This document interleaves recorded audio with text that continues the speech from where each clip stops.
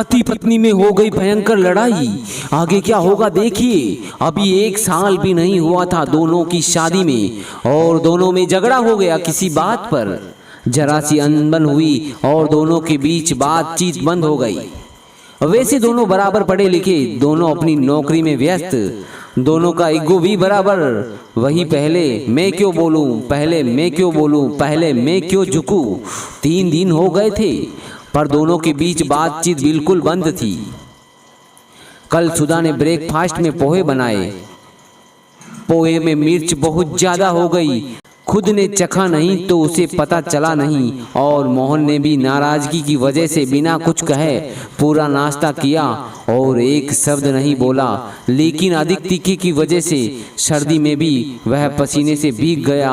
बाद में जब सुधा ने ब्रेकफास्ट किया तब उसे अपनी गलती का एहसास हुआ। एक बार उसे लगा कि मोहन से सॉरी बोलना चाहिए, लेकिन फिर उसे अपनी फ्रेंड की सीख याद आ गई कि अगर तुम पहले झुकी तो हमेशा तुम्हें ही झुकना पड़ेगा, और वह चुप रह गई। हालांकि उसे अंदर ही अंदर अपराध बोध हो रहा था। अगले दिन संडे था। मोहन की नींद देर से खुली। घड़ी देखी तो 9 बज गए। उसने सुधा की साइड देखा, वह अभी तक सो रही थी। वह तो रोज जल्दी उठकर योगा करती है। मोहन ने सोचा खैर मुझे क्या। उसने किचन में जाकर अपने लिए नींबू पानी बनाया और न्यूज़पेपर लेकर बैठ गया। 10 बजे तक भी सुधा नहीं जगी। तब मोहन को चिंता हुई। कुछ हिचकते हुए वह उसके पास गया। सुधा 10 बज गए हैं, अब तो जागो। कोई जवाब नहीं।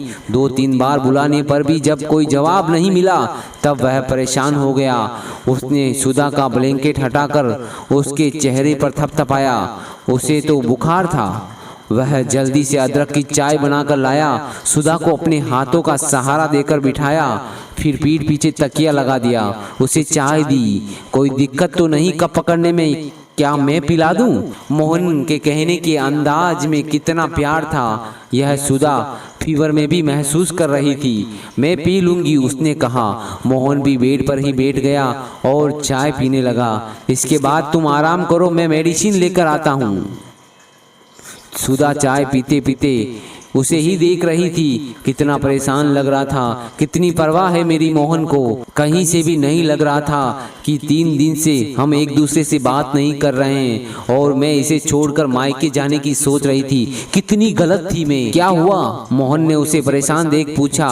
सिर में ज्यादा दर्द तो नहीं है? आओ मैं सहला देता हूँ। नहीं मोहन, मैं ठीक हूँ। एक बात पूछूं? हाँ बिल्कुल पूछो, मोहन ने सहज भाव से कहा। इतने दिन से मैं तुमसे बात नहीं कर रही थी और उस दिन ब्रेकफास्ट में मिर्च भी बहुत ज़्यादा थी। तुम परेशान हुए, फिर भी तुम मेरी इतनी केयर क्यों कर रहे हो?